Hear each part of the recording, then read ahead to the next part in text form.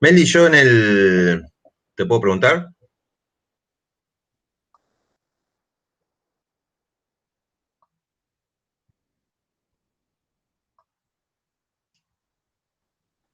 Tenía el micrófono silenciado. Sí, sí, claro. Ah, pará, antes que nada. Dos. Paula está, no está. Eh, para que lo vean todos. Cuando hablamos de cuenca, remítanse a la definición de cuenca. Yo esta semana les voy a estar agregando más información o más bibliografía para que vayan aclarando dudas por ahí o que siguen pendientes después de esto. Cuando nosotros hablamos de cuenca habíamos dicho que, entre otras cosas, una cuenca era el lugar donde desarrollábamos también, además de la definición geográfica de cuenca, que es el lugar donde nosotros desarrollamos nuestras actividades socioculturales y económicas.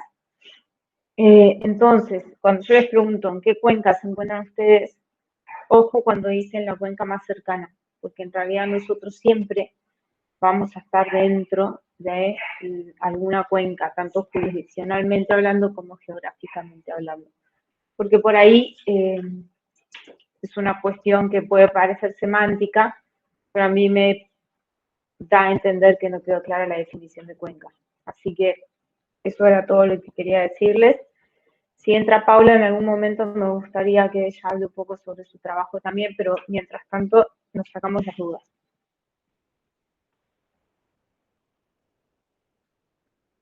Te escucho, Mauro. Bueno, en el...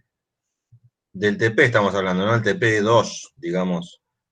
Sí, Y vamos a todos los prácticos que nos quedaron pendientes. bueno, aguanta que lo busco. En el problema 3, este concepto potencial de presión. Cuando se Sí, realiza un sondeo en un acuífero y se entuba en un tubo que solo tiene abiertos los extremos inferior y superior, el agua asciende a una altura equivalente a la de la columna estática de agua que puede soportar ese punto. Esta altura de la columna es de agua, es el reflejo físico más fácilmente medido de la presión a la que está sometida esa agua. Y se la conoce como potencial de presión. El ejercicio dice, suponiendo que la densidad del agua en el tubo es la del acuífero y que se mantiene constante en este, que la presión en el fondo del tubo es P y que la presión en la parte alta de la columna de agua en el tubo es igual a la atmosférica, o sea, 0. Relacionar la presión del agua en el punto del acuífero del fondo del tubo con la altura de la columna de agua que alcanza. Y después hay un cuadrito con equivalencias de presiones. Bueno, básicamente no entendí, digamos, la consigna. este Relacionar, dice... ejercicio está puesto en realidad para que quede claro. Voy a abrir un Paint y voy a hacer un gráfico. Y les voy a compartir pantalla para que se O sea, entienda de qué habla.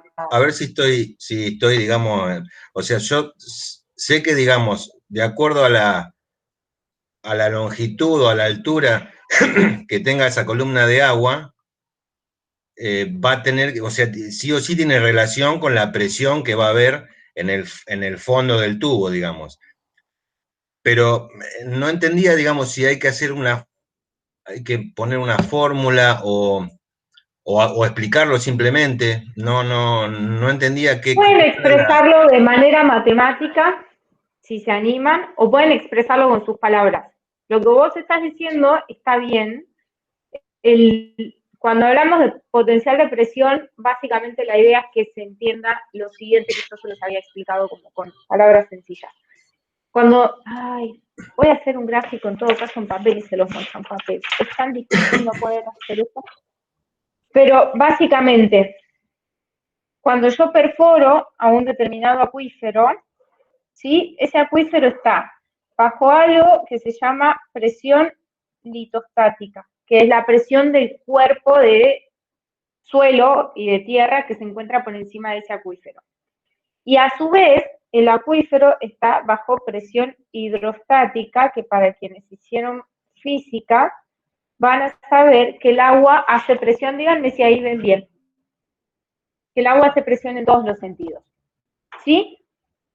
Entonces, yo acá estoy, acá en este punto, a nivel del suelo, que es, ahí les pone presión cero, pero en realidad la presión atmosférica al nivel del suelo es similar a 1.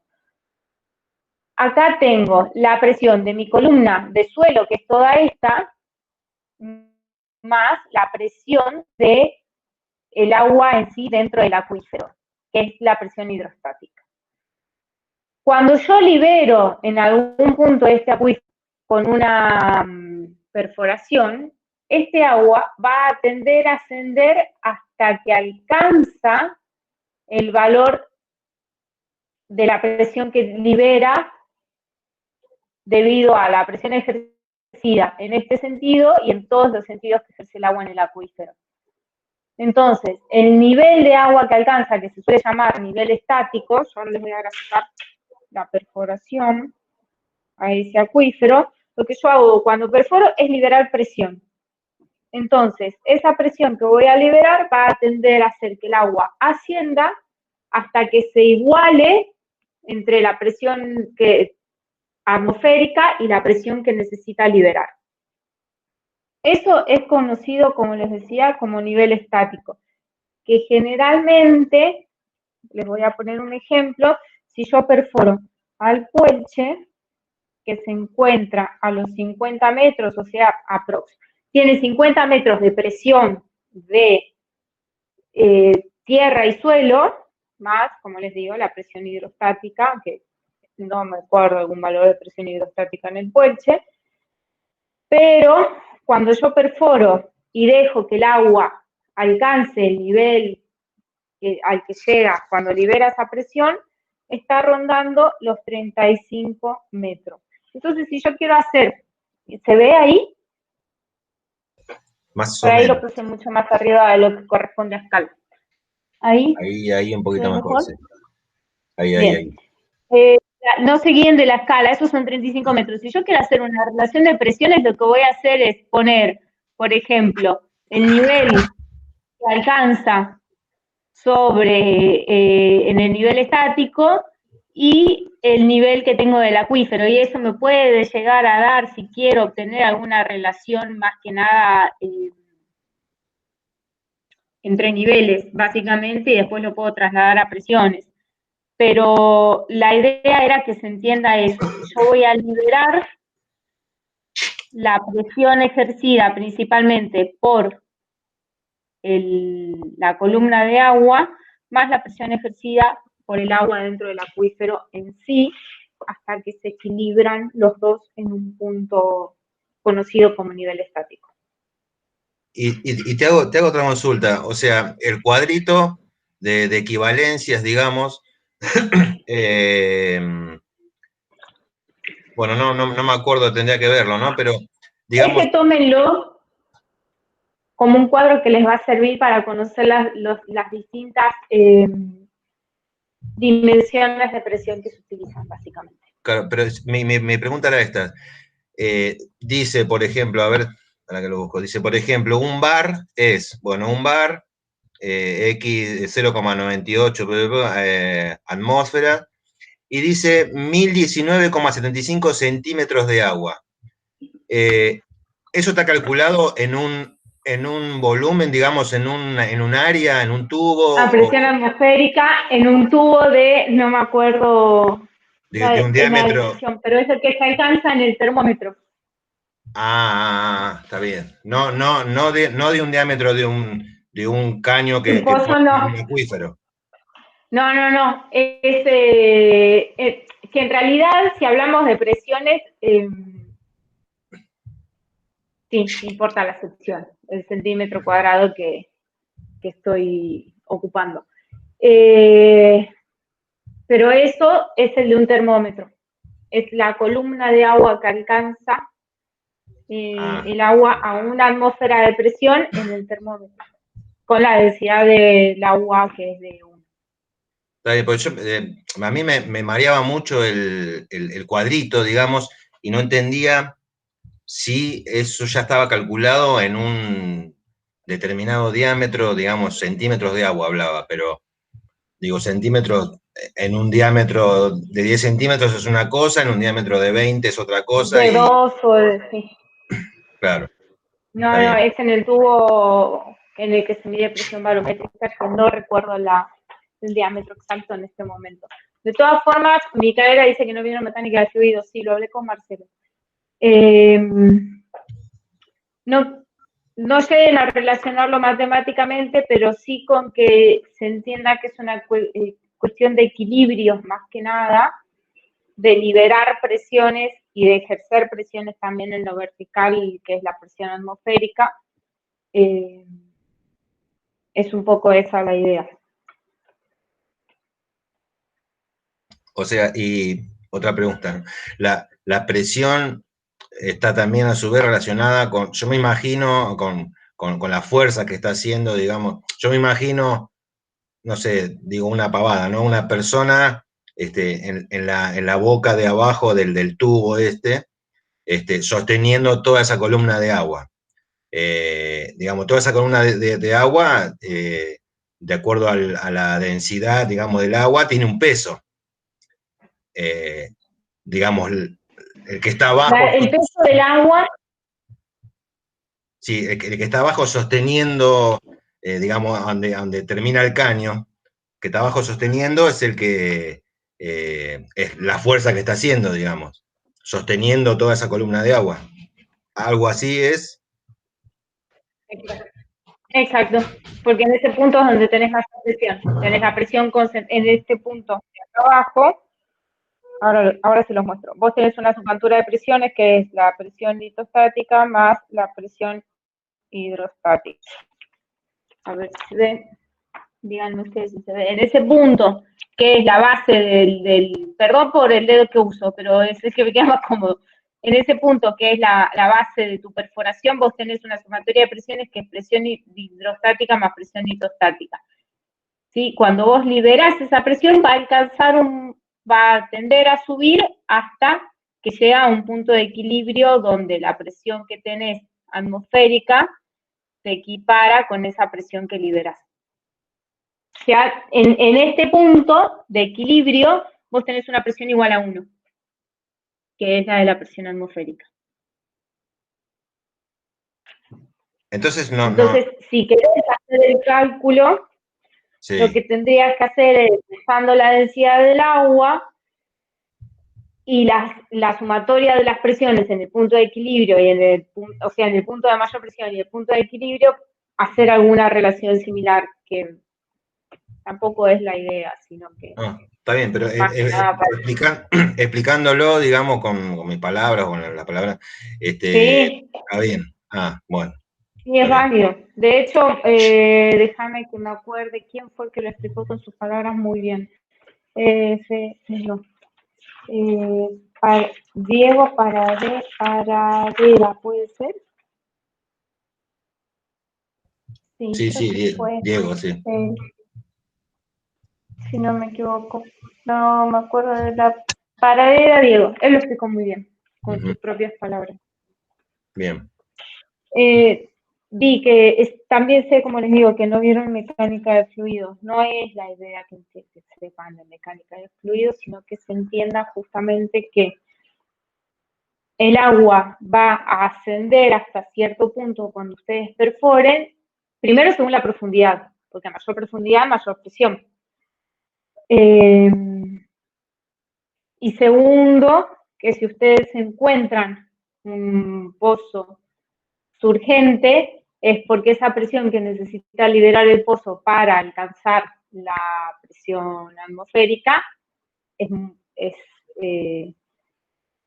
mayor, digamos, al nivel del suelo. El nivel que va a alcanzar el agua va a ser mayor al nivel del suelo porque seguramente el acuífero se encuentre muy profundo.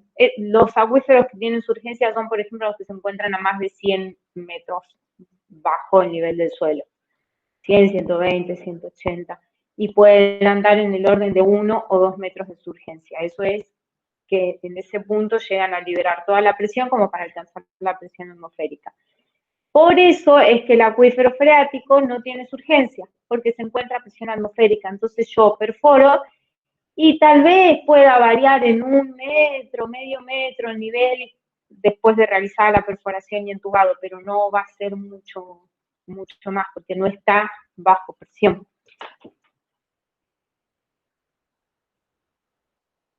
¿Queda más claro? Sí. Estaba ahí, pero no sabía que, digamos, si había que poner una fórmula o había que explicarlo, o bueno, no sabía. No, puedes ponerlo con otras palabras. Entiendo el concepto, por ahí matemáticamente no lo puedo explicar, digamos, mediante una fórmula, pero sí con palabras, digamos. Sí, no hace falta fórmula, al menos no en este caso. Después hay otros ejercicios donde por ahí sí les pongo alguna fórmula fácil o sencilla, pero no en este.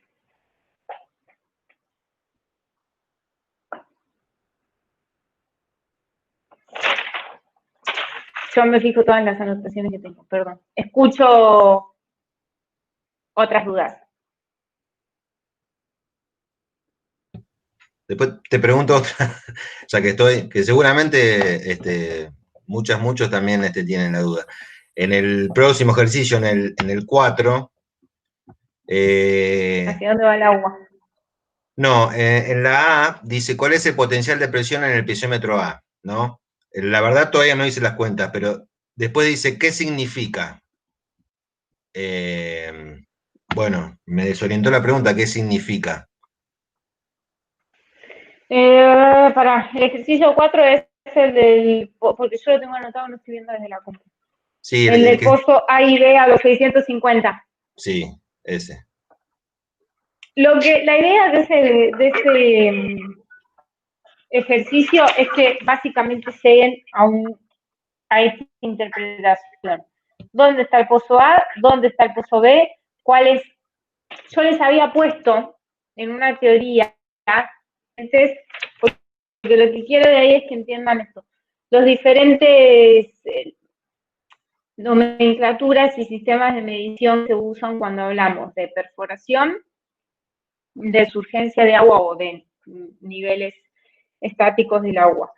Recuerden, cuando yo les digo cota de la perforación o cota del terreno, hago referencia a los metros sobre el nivel del mar.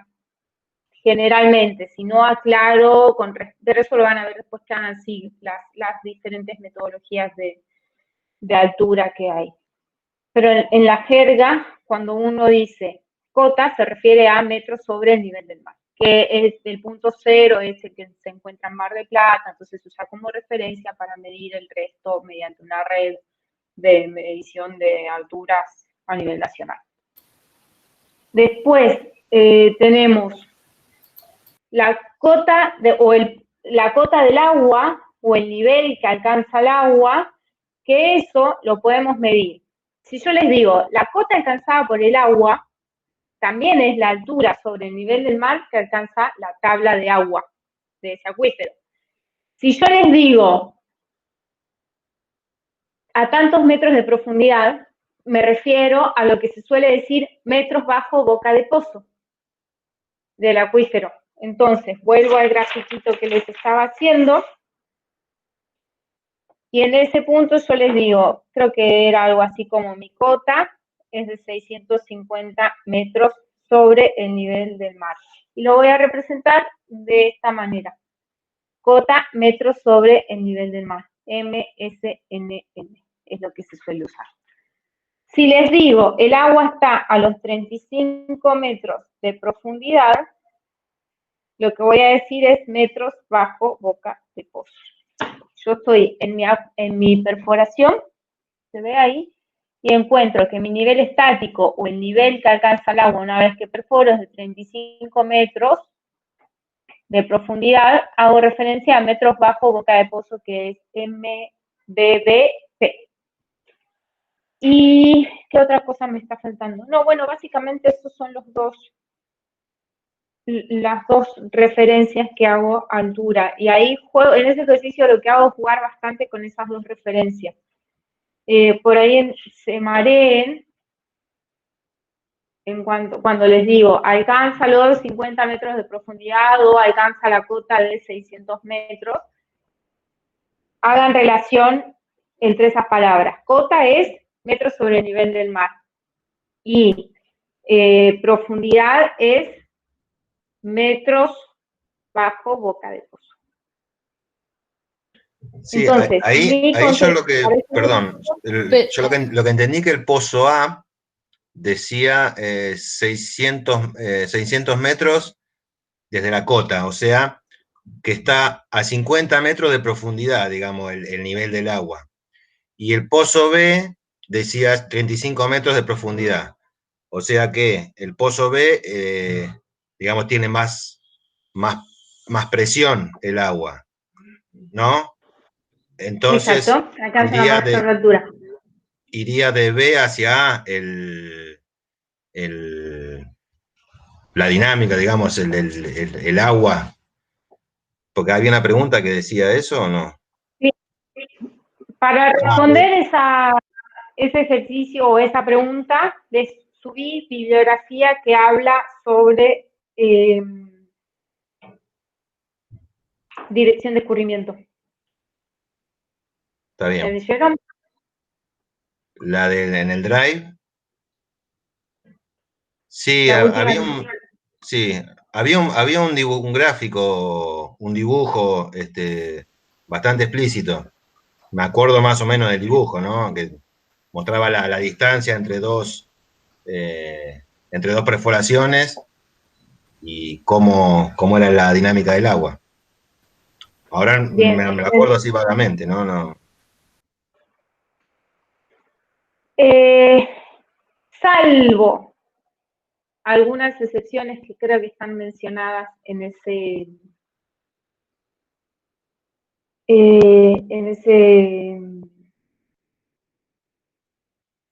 apunte, generalmente también hay que ver cómo entra en juego la altura, ¿no? Pero generalmente la dirección de escurrimiento del agua es hacia el punto de mayor potencial hidráulico, que es el punto de mayor altura del agua, porque tiende a ir hacia el punto de surgencia, ya sea de un acuífero o ya sea el punto de surgencia puede ser un manantial, por ejemplo. Entonces, el agua siempre va a tender a ir hacia ese punto de salida o de escape hacia la superficie, para liberar justamente esa presión. Claro, entonces al Salvo, revés. insisto, raras excepciones. Es al revés de como lo dije, es de A a B que va. Uno lo piensa con la lógica de la superficie, y en el agua subterránea es al revés. Está bien. Después les pongo el dibujito, que lo tengo armado, y también como les digo, en el apunte ese hay un gráfico que relaciona absolutamente toda esta información. Pero siempre el agua subterránea va a tender a ir hacia el punto de mayor potencial hidráulico, que es el estado de surgencia del agua, o sea, hacia la superficie. Felina, yo lo hice todo mal este ejercicio, porque yo entendí que el A tenía potencial 0.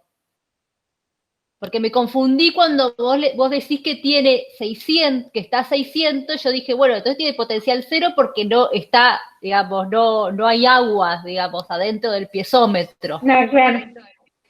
Pero bueno, es un problema. Justamente con esa idea. Porque no se preocupen. En realidad por ahí los puse sí un poco con la intención de que se piense con la lógica del agua superficial, pero no, el agua subterránea tiende a ir hacia el punto de surgencia, No seas que es el dirán. No. Es que nos estuvimos rompiendo la cabeza hace 2 semanas que nos estamos rompiendo la cabeza con esto. Sí, sos muy cruel, sabelo. Claro. No, bueno, perdón, no es la idea. Pero ¿saben por qué se me ocurrió esto? O por qué pongo ese ejercicio. Es muy común esa confusión, inclusive en informes. Y es muy común que a los licenciados en gestión ambiental les lleguen informes mal hechos, con este tipo de lógica. Inclusive de geólogos mismos, que lo hacen pensando en la lógica superficial. Y también se los voy a subir después al campus si quieren, o ahora les saco foto y se los comparto por el WhatsApp. La representación gráfica que se hace de esto es la siguiente. Yo tengo mi pozo A, mi pozo B y mi pozo C, y vamos a poner un pozo, no, vamos a ponerlo así. Y les voy a decir que el agua en mi pozo A está a 15, los 3 pozos están a la misma altura, ¿sí? Vamos a hacerlo así fácil. La tabla de agua en mi pozo A está a 15 metros bajo boca de pozo. Puse una M de más. En mi punto B está a 17 metros bajo boca de pozo, y en mi punto C está a 19 metros bajo boca de pozo. La lógica ¿ahí se ve? Cuando yo tengo que hacer un plano de pozos, pongo mi pozo A, mi pozo C y mi pozo B, que están ubicados acá, y pongo la profundidad de los pozos. Si yo tengo que hacer un informe indicando hacia dónde va el agua y por qué tengo que hacer ese informe, porque me interesa saber, vamos a hacer de cuenta que en mi pozo C hay una contaminación identificada. En mi pozo C yo tengo hidrocarburos en agua. Y yo tengo que hacer un informe diciendo, bueno, en el pozo C yo detecté, les voy a poner cualquier valor, ¿no? 100 microgramos litros de hidrocarburos en solución. En mi pozo B detecté 50 microgramos litros de hidrocarburos en solución, y en mi pozo A tengo nada, o menor a 10, ¿sí? Microgramos litros de hidrocarburos en solución. Generalmente yo pongo todo esto en un plano o lo pongo con referencias, pero lo que me interesa saber a mí en este punto es, si yo tengo mi punto C sumamente contaminado, mi punto B levemente contaminado y mi punto A sin contaminar, ¿hacia dónde va el agua? ¿Y hacia dónde va la contaminación? Y a mí la lógica me indicaría, va a ir al punto de mayor profundidad. Pero esa es la lógica superficial. La lógica subterránea, ¿qué me dice? Y va a tender a ir hacia el punto de fuga, que es el de mayor profundidad. Entonces, a la larga, las flechitas o así flechas que les puse en el grafiquito, me indican a mí que mi contaminación se va a acumular en el punto A. ¿Sí? Para eso necesito saber yo hacia dónde va el agua. Esa es un poco la idea de este ejercicio. Así que, de todas formas, después se los voy a ampliar. Salvo algunas excepciones que pueda llegar a encontrar en el medio,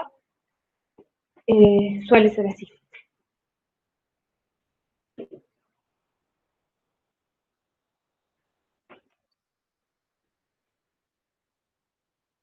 Bien. Ahí llegó Paula. Paula, ¿me estás escuchando?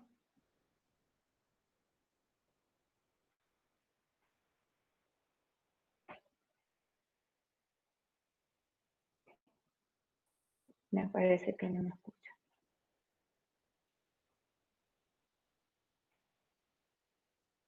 No, no me escucha. Bueno, si en algún momento, Paula, me escuchás, avísame, por favor.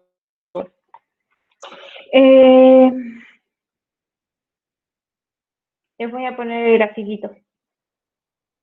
Paula, ¿tenés micrófono?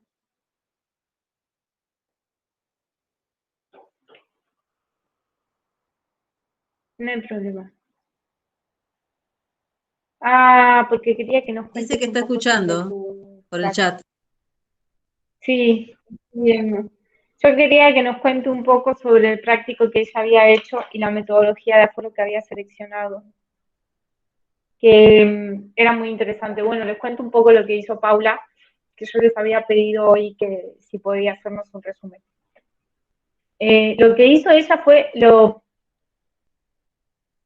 un muy buen trabajo de investigación sin necesidad de acudir a los libros, porque muchas veces ustedes no van a tener la información a mano o en los libros, porque por ahí, no siempre, pero a veces la legislación supera de cierta forma a la investigación en sí, entonces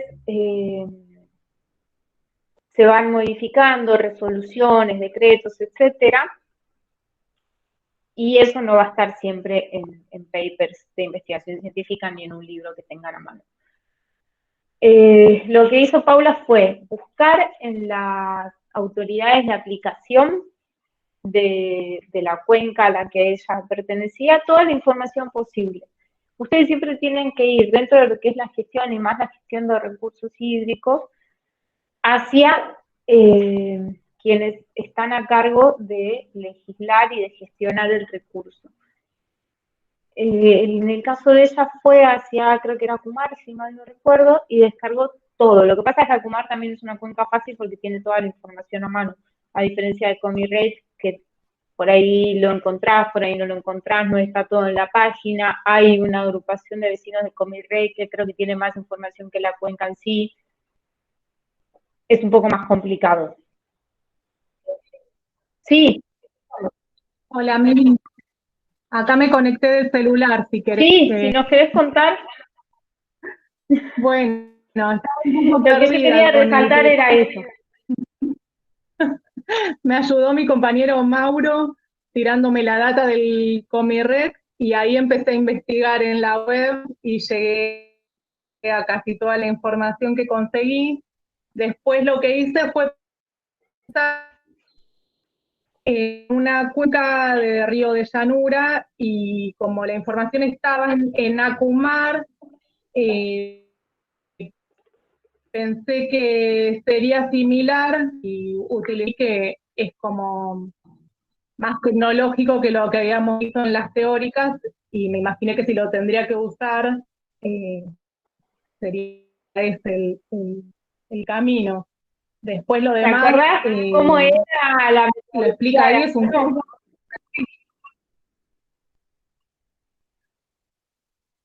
¿Cómo? No te entendí bien. ¿Te acordás cómo era la metodología de foro que habías escrito? Porque implica tecnología que no vimos. Es un dispositivo que tiene un sensor que se coloca a cierta distancia y forma una geometría que es específica para ríos de poca profundidad o arroyos o puntos donde el caudal es lento y bueno, se puede programar también para otro tipo de caudales y de movimientos, pero tiene un dispositivo que capta el sonido, un ultrasonido, y con eso hace la medición, como se descarga directamente un software, entonces tiene más precisión. También sirve para cuando los ríos están contaminados porque se mide cuando choca con algún sólido. Para quienes no hicieron física, no mucho más. La manera que van a entender de relacionarlo es lo siguiente. Es un aparatito que es redondito, el que se usa, y el principio que utiliza es el principio de ecodoppler o doppler. Ese principio es el que usan los murciélagos para trasladarse, o los delfines, o creo que son los dos animales más representativos que usan eso para moverse. Y trabaja de cierta manera que emite una onda que se refleja en un sólido, no en un líquido, no en un fluido, ya sea aire o agua, sino en el sólido. Cuando choca con el sólido, emite una onda de regreso, diferente a la original, con otra longitud o con otra dirección. Cuando el aparato capta esa onda, lo que hace es tener una idea primero de la distancia a la que está o el sólido con el que está chocando. Eso te va a dar a vos una idea del canal por el que estás transitando, porque vas a poder tener una imagen gráfica de cierta manera que es transmitida hacia un software que les muestra el canal. A su vez puede medir la velocidad del agua. Entonces, de esa manera ustedes saben la geometría por la que se está moviendo y la velocidad del agua que está circulando. Se pueden calcular el volumen, por ejemplo, de agua que tiene el cuerpo y el caudal que circula. Ese principio de física se llama el principio sí, creo que es principio de Doppler. Y sirve básicamente para eso, para medir distancia y tiempo. Es la tecnología más nueva que existe, o al menos que yo sepa, para aforo y batimetría. Batimetría es ese gráfico que uno puede hacer del fondo del canal o del cuerpo de agua en base a la onda que recibe. Y ¿Tiene un nombre específico el aparatito? No lo recuerdo. ¿Puedes decirlo, Paula? Era una sigla, algo más específico. La verdad es que una sigla, ahí estoy tratando de abrir el TP a ver si lo encuentro. Pero se los puse, todo lo que yo les pongo es porque me pasó y lo tuve que buscar y lo tuve que hacer. Entonces apelo a eso, a que se haga una búsqueda para que no los encuentre o que agilicen ese proceso de búsqueda. Cuando me lo pidió un cliente justamente para hacer un trabajo en Acumar y me dijo, pero tenemos que hacerlo con este aparato. Y yo dije, ¿qué hace este aparato? Y ahí lo descubrí. Y me resultó muy interesante que se pida esa tecnología. El tema es que acá en Argentina creo que lo traía un solo importador y sería carísimo. Pero, y también me lo pidieron sí, me lo pidieron en el Morón, para hacer un trabajo en el Morón. Acoustic Doppler Velocity. Pero nunca lo vi en vivo, porque salía tan caro que me dijeron, no, olvídate, vamos a la metodología vieja. Pero bueno, era más que nada, insisto, esto se los puse para que encuentren o entiendan el ejercicio de ir a buscar a la fuente. Insisto mucho, dentro de lo que es la gestión del agua, tanto del agua como la gestión ambiental, ojo, este también es un ejercicio que les va a servir para la carrera. Tienen que buscar en las autoridades de aplicación, generalmente. La primera fuente de información se llama es la autoridad de aplicación. ADB.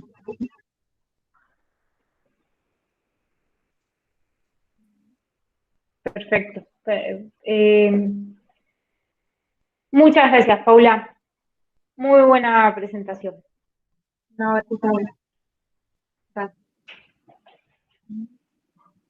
Bien, seguimos con las dudas. ¿Qué querés? ¿Qué querés?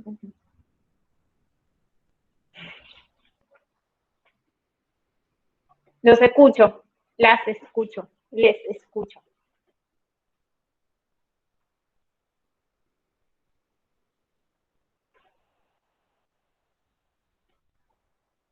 Bueno, no se lo he hablado hasta ahora. Mi duda es toda la cantidad de TPs que hay para el lunes. ¿Son para el lunes o se puede extender un poco más? Bueno, nosotros tenemos la semana que viene la última unidad previa a el parcial. Lo podemos extender, pero, sí, porque esta unidad que les cargué la semana pasada creo que solo trata de autoridades de aplicación y tiene 2 o 3 preguntas bastante sencillas. Así que, en ese sentido, tranqui. Lo podemos extender, pero tengan en cuenta eso. De todas formas, lo más duro del parcial son las 3 primeras unidades, que son las que estaríamos cerrando. la semana que viene. Si quieren les puedo dar tiempo de entrega hasta el miércoles, se me ocurre, y el viernes podemos tener otra clase de cierre de la unidad 3, que son el punto 4.1, 4.2 y 4.3 de las actividades. Si están de acuerdo. Pero por ahí Sí, me parece bien. no estaría bueno el pasarlo para el lunes, porque había varios y varias compañeras que tenían, se les solapaba el viernes con otras materias.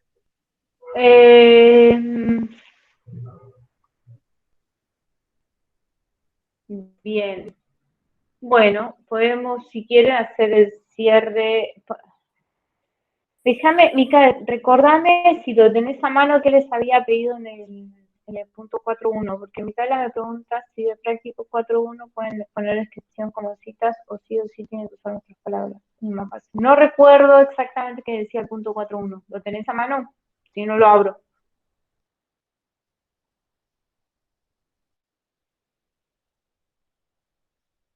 Para que lo voy a abrir. No, Fidel, no puedo ahora.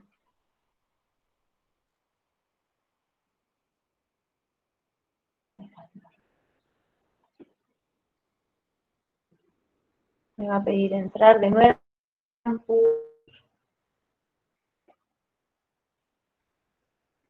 Denme un segundo que estoy buscando exactamente lo que decía cada uno de los ejercicios. Abajo, Pepe. Abajo.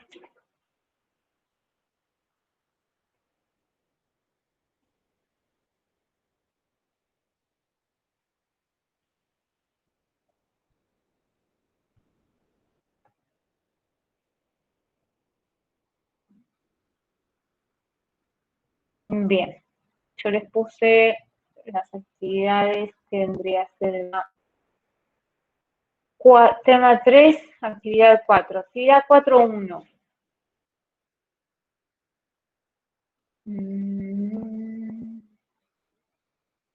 Los ejercicios de panorama del agua.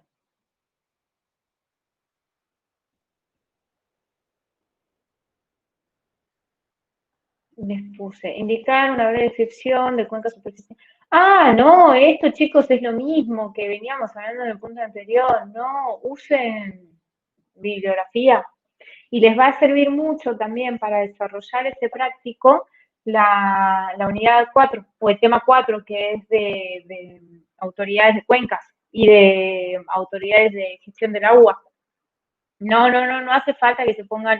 Esto es, como les decía, una búsqueda más que nada bibliográfica. Y está, podríamos decir que las actividades de 4 las pueden desarrollar viendo también la unidad 4. Porque ahí en esa unidad les puse todos las direcciones que van a usar para desarrollar esto. No, hagan mención de la cita y copien y peguen. No se van a poner a hacer ustedes. Pregunta, sí. No, búsquenlo en las autoridades que les digo, TECOIFE, INA, ADA, ACUMAR, COMIREC, SIC Plata. ¿Qué otra? Sistema acuífero guaraní, que se conoce como SAG, Sistema Acuífero Tarija-Tarijeño, que es el SAT Toba Tarijeño, es SATT, si no me equivoco, Sistema Acuífero Toba Tarijeño, que es el otro grande que van a llegar a encontrar. Y después pueden buscar cuenca de Bermejo, cuenca de no, básicamente se me ocurren esos para usarlos como ejemplo. Hubo un momento que la página de Ministerio de Planificación tenía el plano de todas las cuencas. Eso creo que se dio de baja y ahora está puesto en otro formato, pero hay un plano donde les muestra todas las cuencas del país. FAO, OMS, hay otra, pueden buscar, yo estoy haciendo un curso ahora de gestión del agua de la Universidad del Litoral de Santa Fe. Es buenísimo porque parte desde cero para quienes no tienen conocimiento. Lo que se me ocurrió hacer en algún momento, y lo da una docente que para mí es una eminencia a nivel aguas. Lo que puedo hacer es compartirles ese video porque les tira mucha información y son videos muy cortitos con mucha información. Si quieren se los cargo, están en YouTube, y les voy compartiendo el link para que vayan viendo los datos de eso. Y habla sobre esto también. Por ahí es mucho más específico para provincia de Santa Fe, pero les puede llegar a servir por si queda alguna duda también, si hay algo que no entienden, si tienen 20 minutos, creo que máximo duran 20 minutos por tema, por si quieren conocer data también de eso. Sí, pasalo, por favor. Hago pirateo información, porque en el curso tenías que inscribirte y todo, pero bueno, no importa. Yo se los paso de manera pirata en esa carpeta que tenemos. Es para un fin noble, es para un fin noble, así que... Sí, es el aprendizaje. Claro. Ministerio de Defensa, sí, Ministerio de Defensa tiene una parte muy interesante de hidrodinámica e hidráulica del mar. Súper interesante. Seguramente también pueden llegar a encontrar algo en el, ¿cómo se llamaba este? Instituto Geográfico Militar, en el IGM, actual IGN, Instituto Geográfico Nacional, que tiene muchísima información de mapas porque es de años. Pero la idea es que sepan toda la variedad de información que ustedes pueden llegar a encontrar referida a agua en el país y con países limítrofes. Porque nosotros compartimos, por ejemplo, con Uruguay, Brasil, Paraguay, Bolivia, sí, son 5 países, la Cuenca del Plata. Y en algún momento existió el SIC Plata, que ha sido una gestión integral de la cuenca que está buenísima, pero se cortó en el 2015, por lo que tengo entendido, y no hubo más avances al respecto, sino que avanzó cada país por su lado. Se dio de cierta manera la regionalización y se hizo más puertas adentro de cada país, lo cual no es bueno porque gestionar una cuenca limítrofe o interjurisdiccional para mí se tiene que hacer entre todos los componentes, pero bueno. Y después... Tengo una consulta, o sea, perdón. Yo para acomodarme los temas, ¿no? Con el tema 3, vos subiste, digamos, hay cuatro videitos. Hay 4 videos. Bueno, y después dice tarea obligatoria o algo por el estilo, son 3. De los cuales... 3 actividades. Claro, 3 actividades, de los cuales una de esas 3, que es,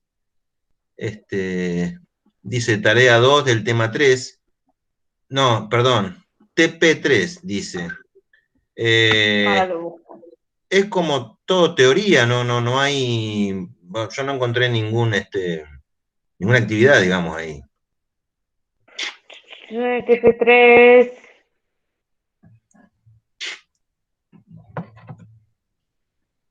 Déjame que lo abra.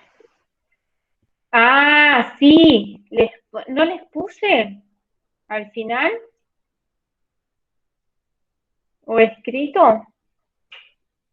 Este es un trabajo del geólogo que les había dicho que es un capo en geología ambiental. O hidrogeología ambiental, sí. En realidad. No hay como ninguna pregunta, ninguna actividad, o sea, es todo teoría y yo por lo menos llegué hasta el final. Pero no se los puse, no, se los voy a... Hay un par de preguntas que no se las cargué, menos mal que me dijiste. servicio. De todas formas, Qué lindo, vayan... que no me maten. No, pero pará, yo estoy segura que Gracias, les Mauro, había puesto gracias, Mauro, te queremos mucho, ¿sabes? No, pero ese de vulnerabilidad es justamente lo que van a estar trabajando ustedes, así que probablemente puedan estar trabajando ustedes, que es re importante que lo entiendan. No, la idea de eso es que hagan la vulnerabilidad con, sí se los dije, con God. Se los debo haber dicho en la teoría y no se los escribí. Pero la idea de ser práctico es que calculen la vulnerabilidad de los acuíferos en el método de God. Que quede arraigado el concepto de vulnerabilidad, básicamente, que es gran parte de la hidrogeología ambiental. Está en la teoría, si mal no recuerdo. Pero por las dudas anótenlo. Esa era una de las preguntas. Pero después las vas a subir a las preguntas. Se las pongo, se las subo, sí. La actividad 4.3. Me lo voy a anotar porque si no, no voy a ir. 4.3. Y les doy obviamente más tiempo para hacerlo. La actividad o la unidad 4 es súper corta, así que por ahí no se hagan problemas con eso. Y yo diría que las van a sacar a las dos juntas, al unísono. La última parte del 4.1. Volvamos al 4.1. ¿Qué es lo que dice? Plan Nacional de Agua y Saneamiento. Uy, ese plan no sé si sigue existiendo. Ahí les digo, busquen páginas oficiales, organismos estadísticos, organismos internacionales como la FAO, por ejemplo. Hay una parte de la ONU que trata de agua. No me acuerdo las siglas en este momento. Después se las paso. En base a la revista de los ejercicios planteados, realiza una descripción del panorama de agua y saneamiento en provincia de Buenos Aires, bla. Ponga, introducción, objetivo, situación actual del agua potable, conclusión y recomendación. Una hoja con todo eso. Agárrense mucho por ahí de la situación que viven ustedes, porque la situación que se vive en el conurbano, principalmente en el conurbano este, es muy representativa de toda la realidad de provincia de Buenos Aires. De provincia de Buenos Aires, AMBA. Tal vez el conurbano tenga menos concentración poblacional de lo que tiene, por ejemplo, zona sur, pero el conurbano este, digo, ¿no? Menor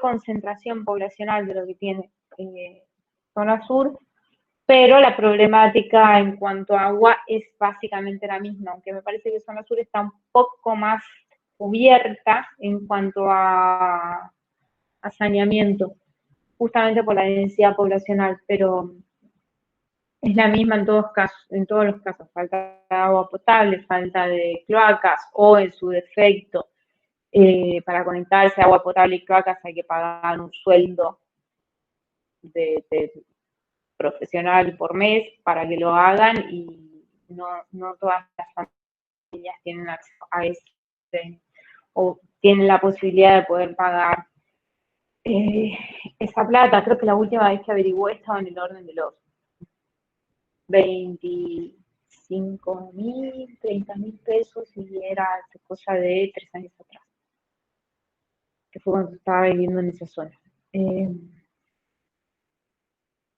Así que no todo el mundo tiene esa cantidad de plata para poner y conectarse a agua y a cloacas, porque hay que pagar para la conexión de agua y para la conexión de cloacas, entonces muchas veces es más barato, sale la mitad de hacer un pozo de agua y hacer el pozo ciego, y el desagote de pozo ciego son 4.000 pesos por año, por ejemplo. Entonces esa es una gran problemática ambiental y de saneamiento y de gestión de agua que hay en provincia de Buenos Aires. Pero lo que pueden buscar en ese caso es, en la página de AISA hay unos mapas donde indican supuestamente la zona servida, zona cubierta y zona con conexión, Y ahí van a ver la gran diferencia que hay. Y lo que pueden hacer, si quieren avanzar un poquito más, es en ese mapa de AISA, de Hurlingham, por ejemplo, buscarse ustedes y ver supuestamente, según AISA, en qué zona están. Yo estoy seguro que la mayoría de ustedes aparecen en zona servida y ninguno está conectado. Así que es un poco la idea hacer ese juego. Decir, bueno, AISA me dice tal cosa, ¿y mi realidad cuál es?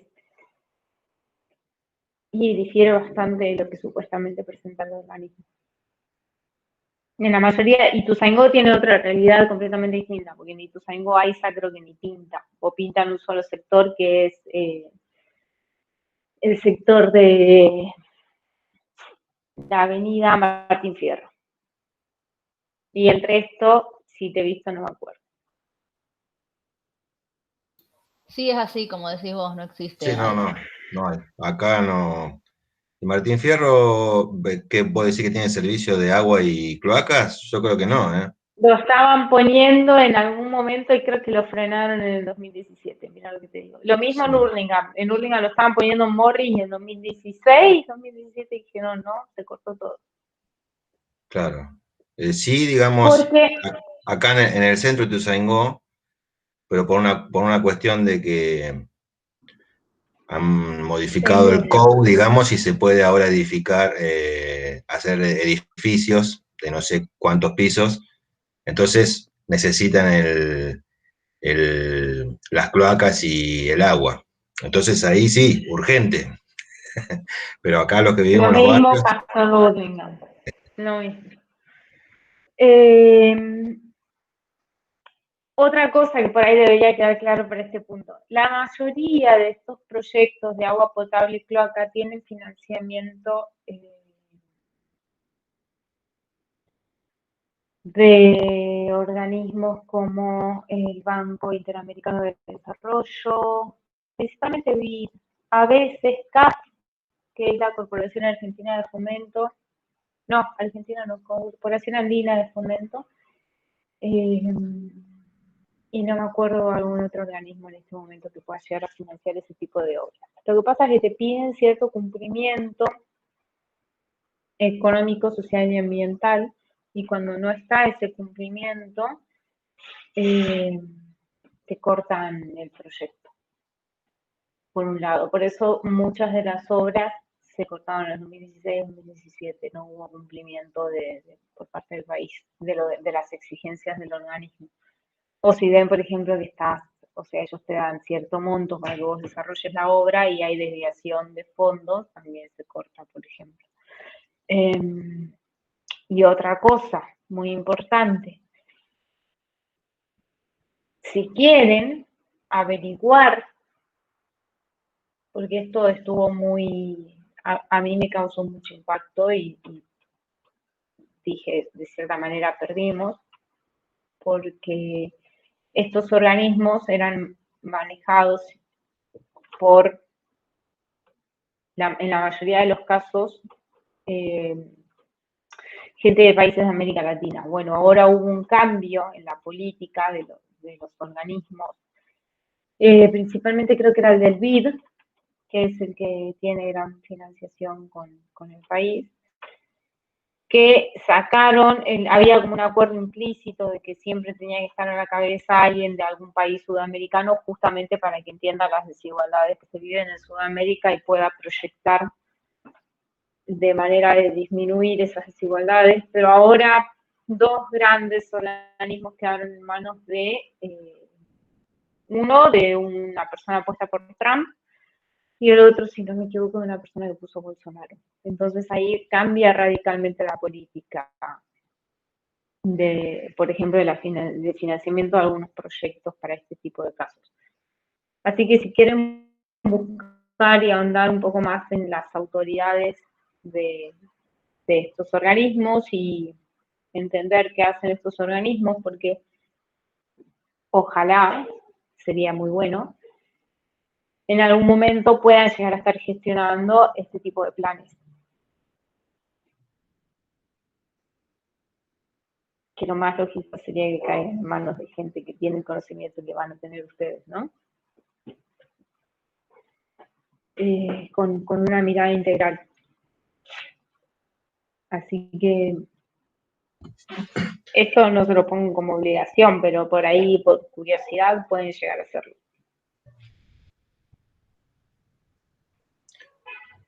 Meli, con respecto al parcial, gracias por esperanzarnos, ¿no? En que tenemos que llegar a gestionar. Pero por supuesto, Sí, por yo supuesto, confío en que todos ustedes van a estar gestionando muy bien. por supuesto. Y con la En cuanto, mirada necesaria para que lo hagan. ojalá, ojalá. En cuanto al parcial, ¿entran hasta la unidad, hasta el tema 4, digamos?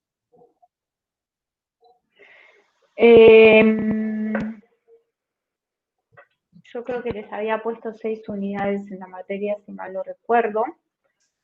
7. Mira, déjame que chequee. A ver, para acá. La fecha del parcial es supuestamente 2 de octubre, que lo tengo como primer parcial. Entra hasta el tema 5. Yo les cargué esta semana el tema 4 y les tendría que abrir la semana entrante el tema 5. Pero 2 de octubre es el viernes que viene. Ah, ya estamos. No, entonces vamos a hacerlo hasta el tema 4. Ah, bueno. Y el viernes ustedes no pueden. Entonces lo que vamos a hacer es lo siguiente. Hoy es, claro, yo no tengo marcado esto. Hoy es 25. Bien. Lo mismo yo la semana entrante les voy a activar el tema 5. Para que lo vayan viendo, aunque no entre en el parcial. El lunes, no les digo el martes porque yo no sé qué la vuelvo del laboratorio. Pero el lunes podemos hacer consultas de la unidad 4, si les parece, y consultas preparcial, o el viernes en un horario en el que puedan todos, si quieren acordar en el grupo, si les conviene el lunes o el viernes, tal vez sería mejor el viernes como para cerrar toda la materia preparcial, y el lunes, vamos a poner fecha.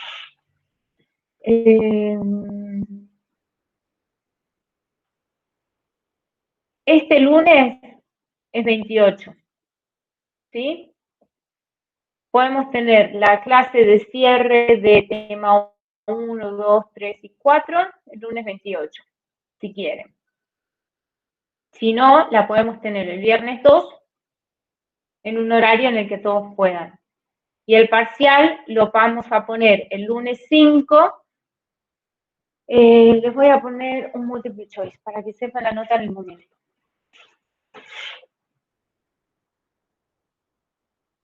Y les voy a dar de 24 horas para hacerlo. Van a tener preguntas aleatorias. Esperen que voy a anotar esto porque si no después me olvido. Les voy a poner preguntas aleatorias.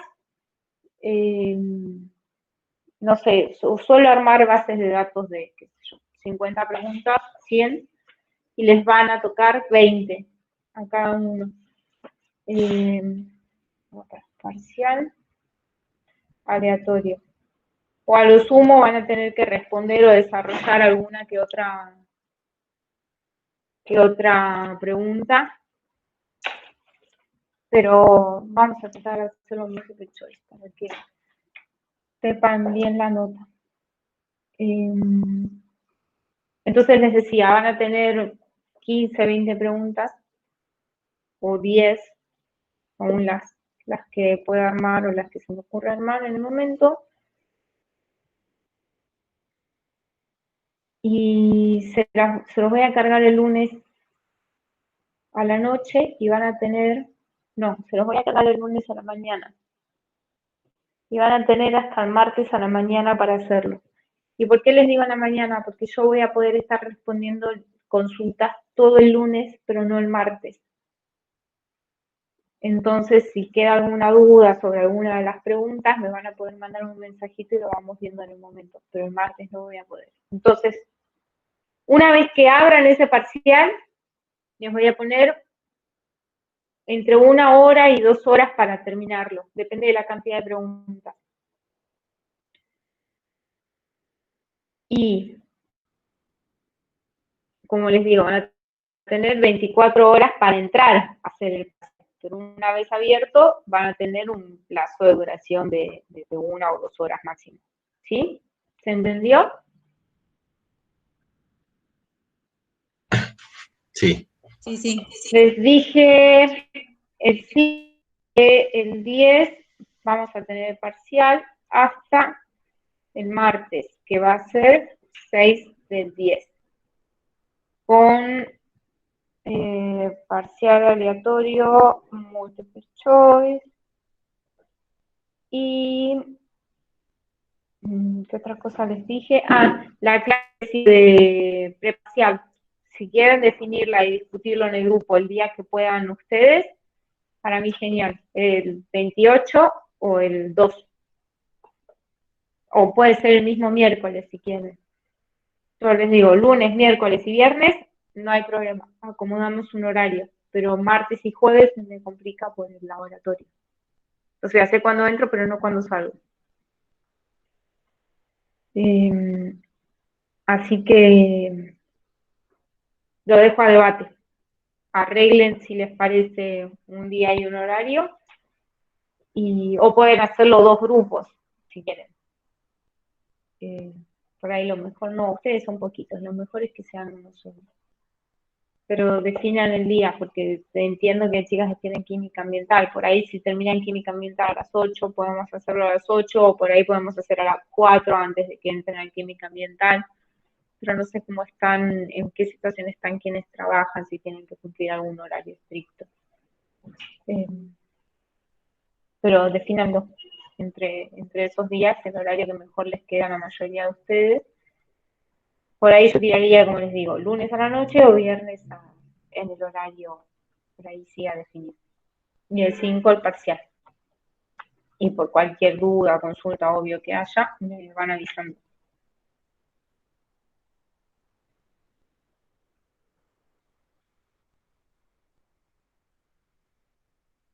¿Algo más que haya quedado pendiente?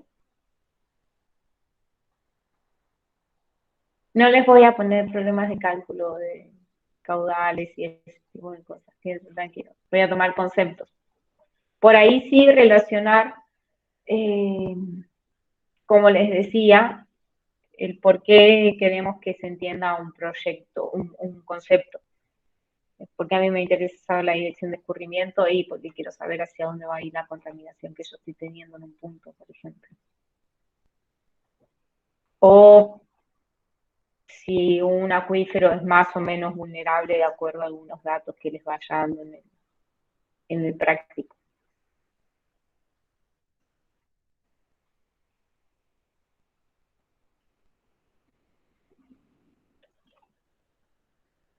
¿Dudas, preguntas, consultas?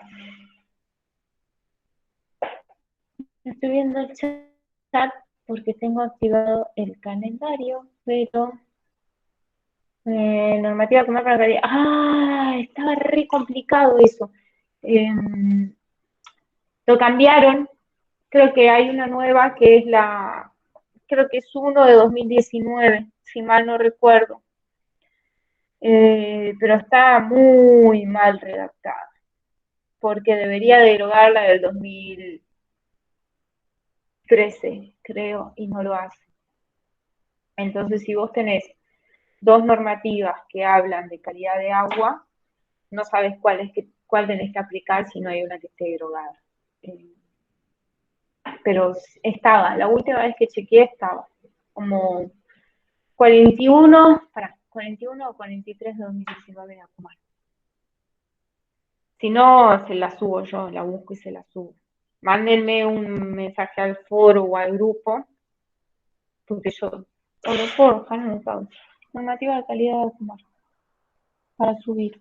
Se los pongo les voy a poner, ¿saben qué?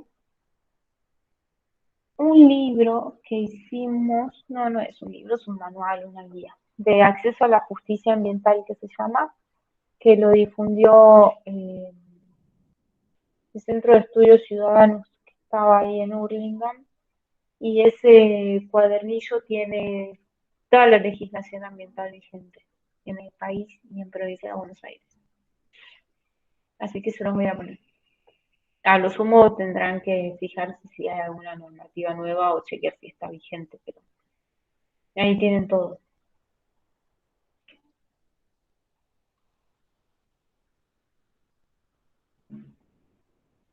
Por ahí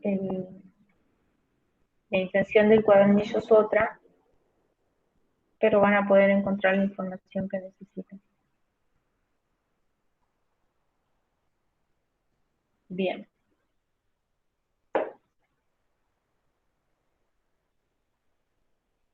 ¿Alguna otra duda, consulta, pregunta?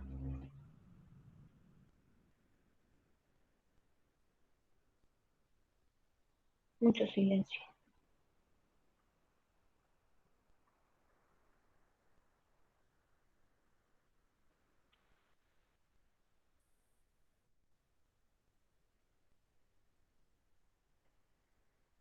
Bueno, entonces les voy dejando y cualquier cosa, ya saben, me pueden escribir. Creo que sigue al día cuando ustedes les corrigen la actividad 3. Bueno, chicos, buen fin de... cuídense y pórtense bien. Gracias, buen fin de para vos también, Milena. Buen fin de, Bueno, Meli. Nos vemos. gracias. Nos vemos. Nos vemos. Chao, chicos. Chau, chau. Chao, chicos.